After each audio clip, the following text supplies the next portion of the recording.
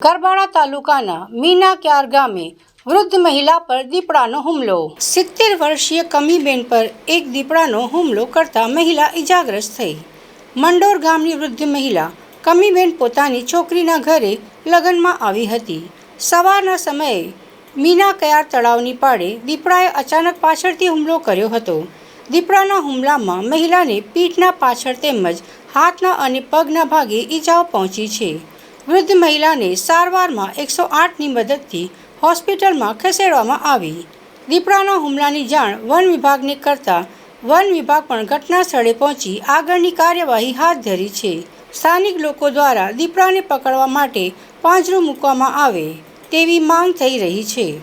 આજ રોજ મીનાક્યાર ગામે સવારના સમયે એક કાકી જે મંડોળની હતી એમની છોકરીને ત્યાં લગ્નમાં આવેલી મીનાક્યાર ગામે ત્યાંથી સવારમાં 6 વાગ્યાના અરસામાં પોતાને ઘેર જતી હતી।